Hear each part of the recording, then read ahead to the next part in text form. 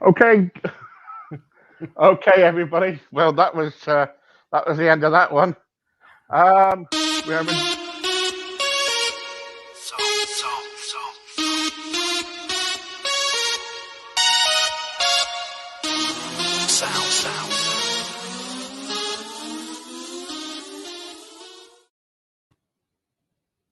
Right, sorry about that.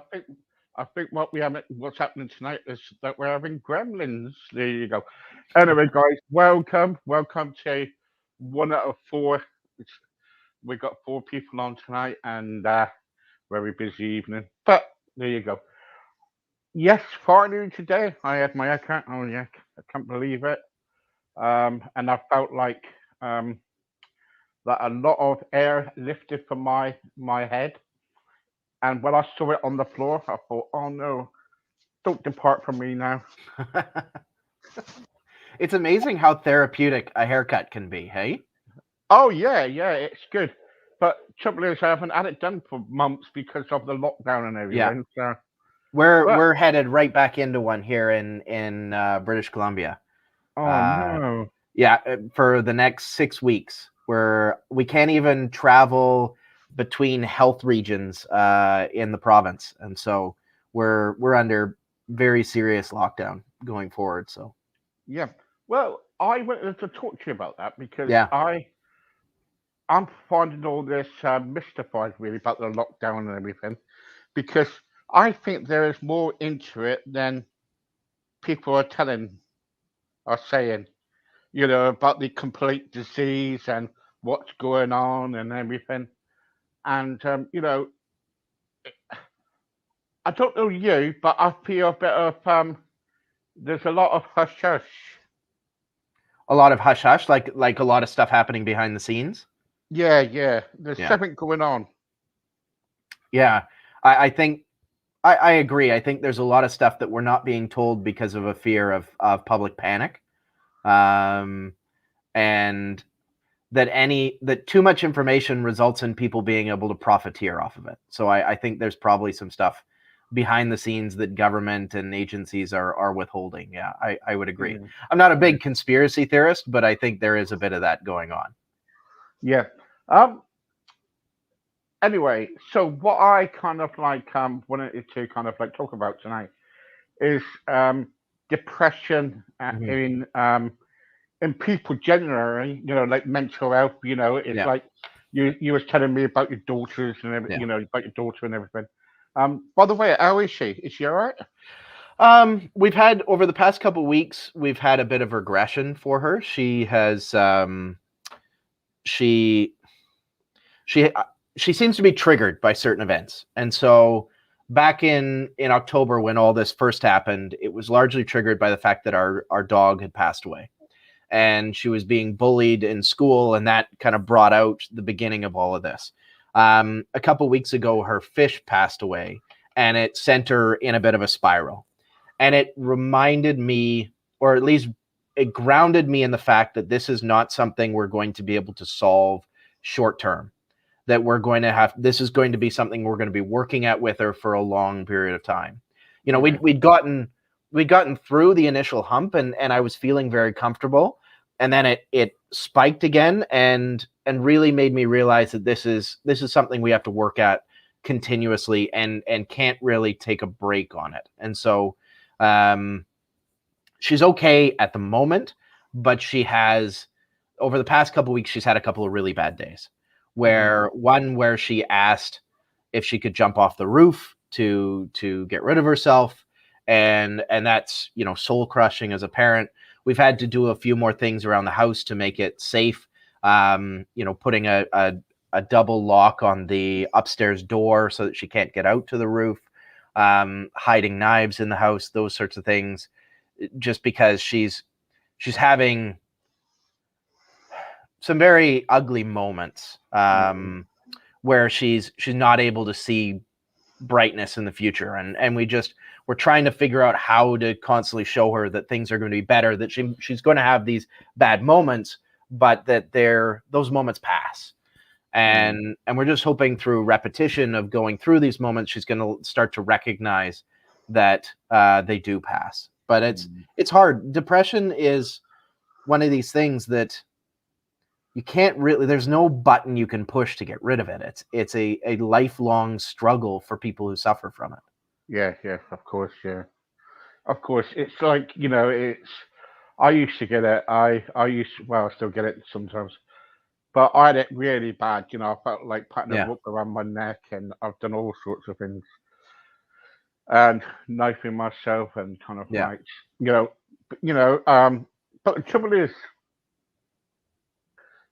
for young people, it's, you know, they think when something happens and they think life is Yeah. all over done with. I remember when I was young, when I was when I had my first girlfriend say, Mhm.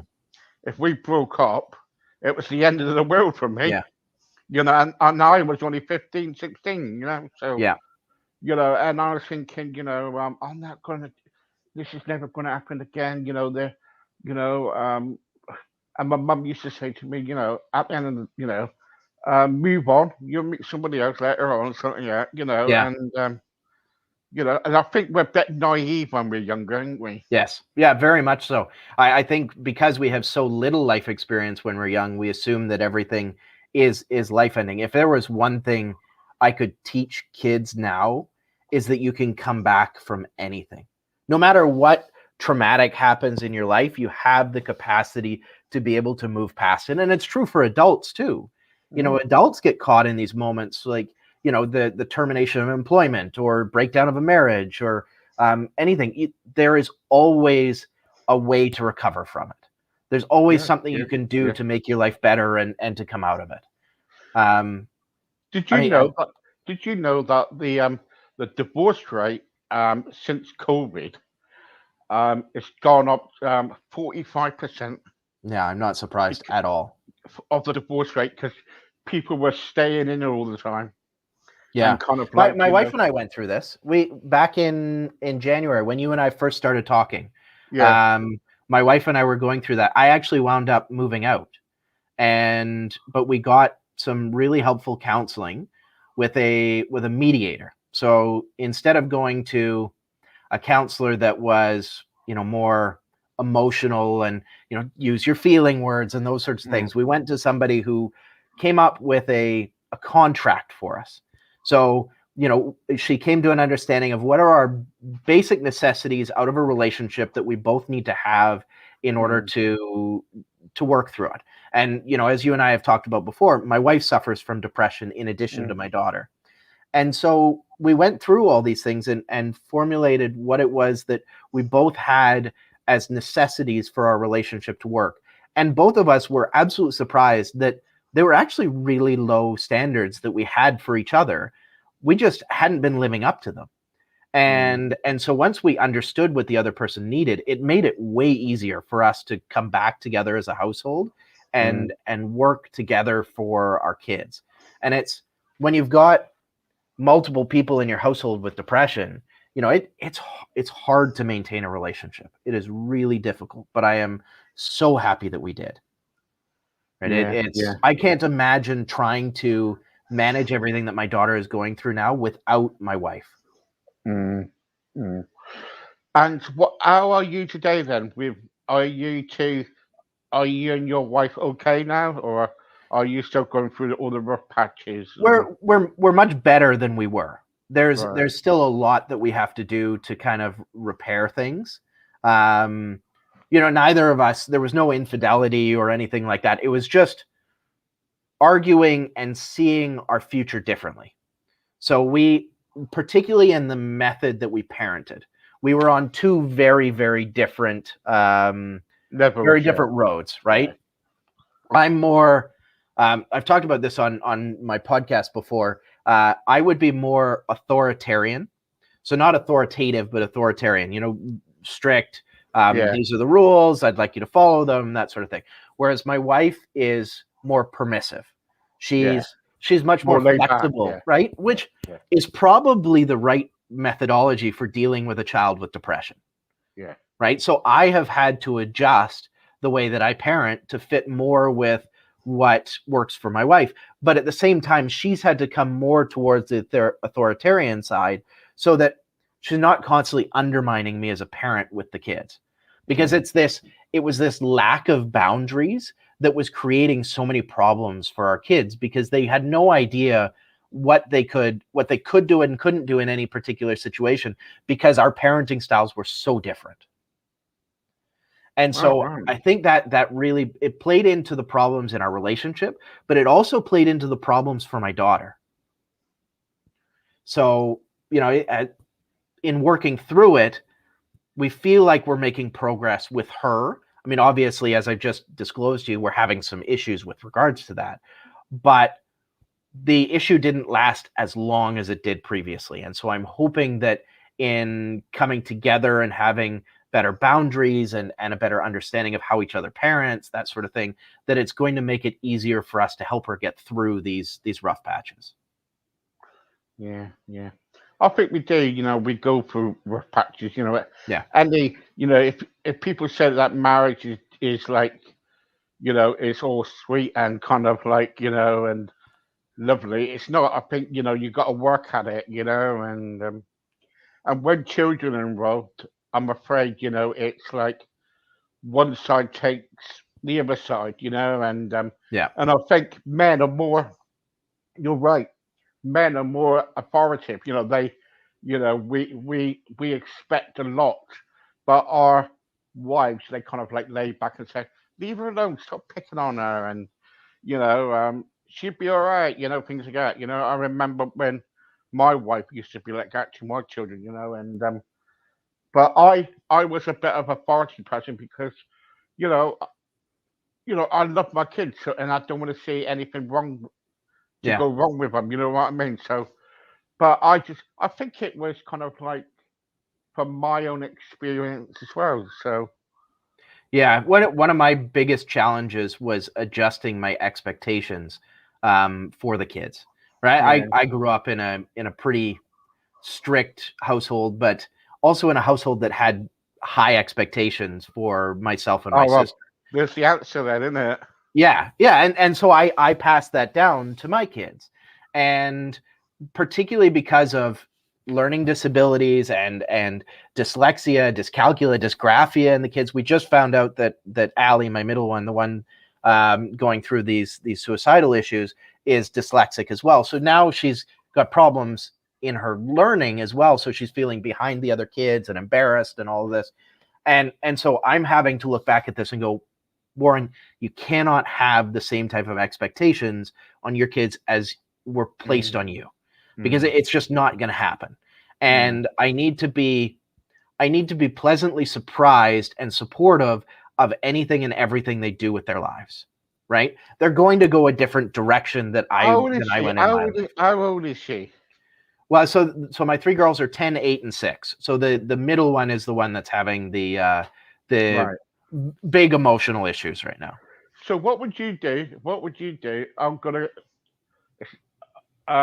What would you do? One day she kind of like, I don't know, about 13 or 14, and she'd come home and she'd go, "Dad, I've got a boyfriend."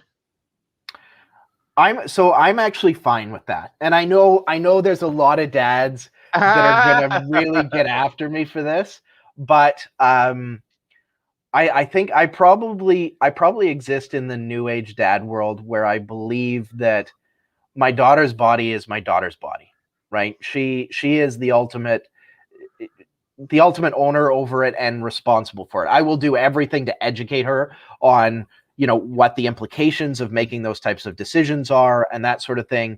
But in the end, what I really don't want her to be is sexually repressed, because once she turns 18, if she's got that sexual repression, that's going to turn into big problems. Right? You look at people who wind up walking away from churches and religions and those sorts of things, and they go to the exact extreme, the opposite, and they wind up doing a lot of both mental and physical damage to themselves because of the repression that existed in their younger years. And so I'm a believer in giving her as much education with regards to those decisions as possible. But in the end, those decisions are hers around how she wants to interact with boys or girls. But will you be a protective dad? I always thought I would be. I always thought I'd be the dad sitting on the porch oiling my shotgun when the guy comes over, you know. But I mean, yes, I'll still be a you will be. protective You father. will be. You will be. Because I think you're like me. You think you right. You this is you, right? You'd be like kind of like, darling. You probably say to your wife, like, darling, I don't know what she's doing. What time will she be home? You'll be looking at your watch. And you probably Yeah. go in your car searching for her.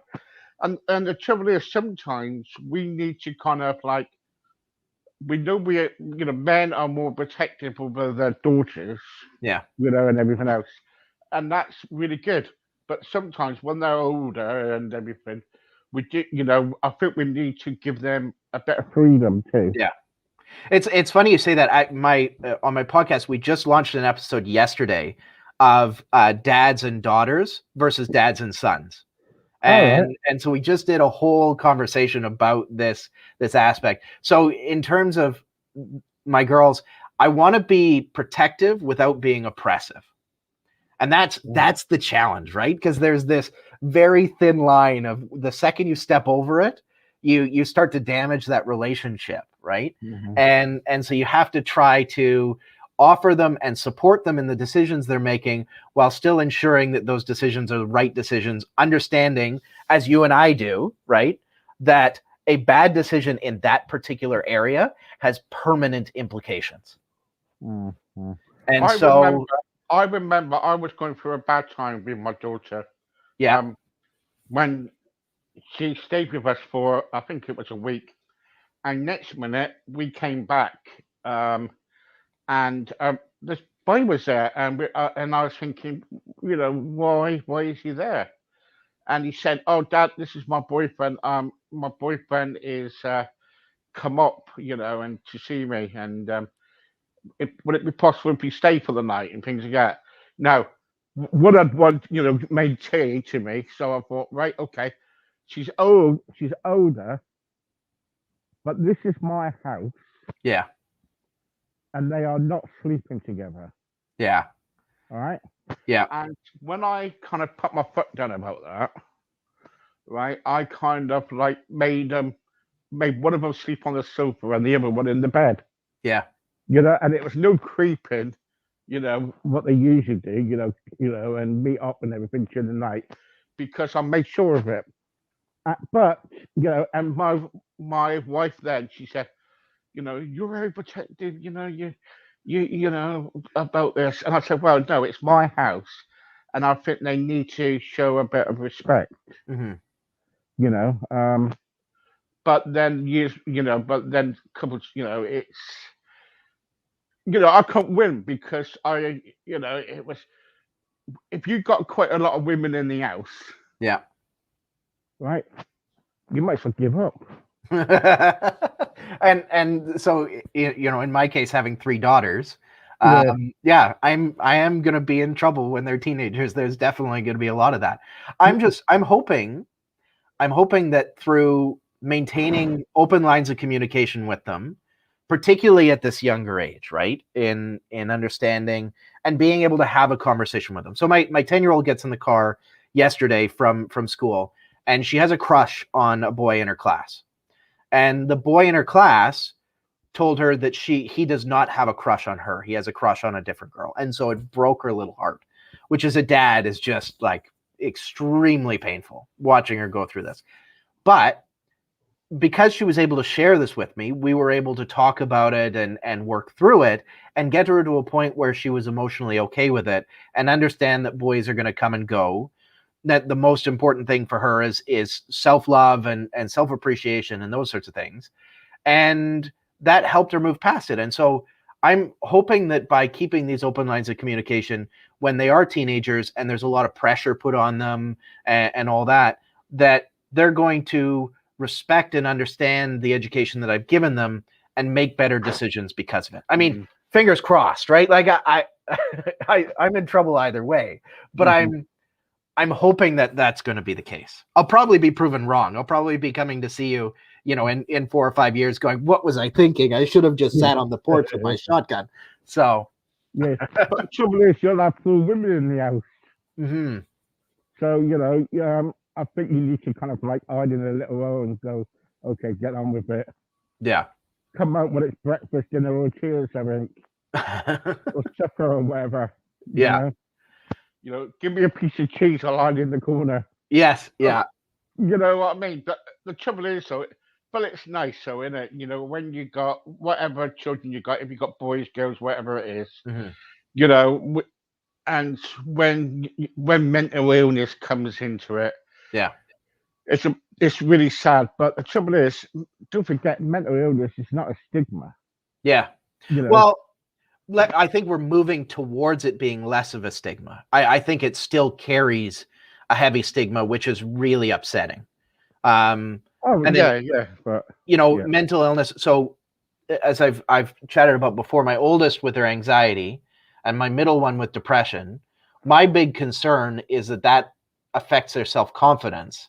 And then that self-confidence leads them to making worse decisions when it comes to boys. Right? Yeah. Because any boy that shows them positive attention is now going to be, of interest because of their self-confidence. So I'm doing everything I can to try and boost their self-confidence now while I've got the ability to. Do you know what? I remember years ago when I was, God, I can't remember. I think it was around about 18. I went to my, I'm a bit old-fashioned. I went to my girlfriend's dad, and I was invited to go for dinner. I was nervous like heck because I was told he was a bit of a, he was very protected over his kids and everything, and and I was going there to ask him to marry his daughter. See, right? So I'm there nervous and everything, going there, shirt, tie, whatever, dressed up like to the hills. And he come up to me, says, "Oh, are you Steve?" And I said, "Yeah, yeah." He said, "Come in, come in." I said, "All right, okay." So he says, "So what is your thinking with my daughter then?" It comes right out of it. The ultimate question: what's your intentions with my daughter? Yeah. So I says, "Well, I just want to marry her." Things, yeah. He says, "Well, do you know what? Okay, fine." And he said after that, he says, "Welcome to the family," right? Then I was thinking, hang on for a second, that was quick. He said, "Sit down, have a beer, we'll be all right." And I was for 2 days. I was like, I was nervous. I was trying to put it all off. I was, and I think, but the trouble is, over dinner when he was coming out and asking questions, is he right for her and things like that. Then he came out one day and he said, "When I first heard about you and met you at that time, right? I've got to tell you something. I thought you were a right prat." And I was thinking, well, at the end of the day, that's your opinion. But the trouble is, you got to remember this. I didn't like you too, so it made two of us. So, but let's have a beer and let's get on with it. And because at the end of the day, you got to put up with me for a while anyway. And did you guys wind up connecting in the end, like having a good bond? Yeah, we're all right. Yeah, we're all right. I used to go, when I used to go around his house, it was like, want a beer, Steve, or want a coffee, or but it was just sit down and talk to him, and he was talking about ships and boats and whatever, what he used to do and things like that. So I made out that I was interested, but I wasn't. It was boring. So I said to him, "Do you like football?" I said, "Stick the football on." And he said, "Well, I don't like football, but I put it on the telly." Then you could see him like going, getting fed up. I said, "Oh, this is going to be good. It's going to be good." And I liked winding him up. See. Yeah. And I thought, and she said, "Well, I don't like the conversation because." He said to the wife, he said, "I didn't like the conversation about him. It was very rude." I said, "Well, you shouldn't put team football on the telly." Anyway, but it's but I think we need to sometimes when our children get older, I think we need to kind of like let go, really. Yeah, I think with regards to that, there's two ways as a dad that you can go, right? In dealing with boyfriends or significant others or whatever it may be.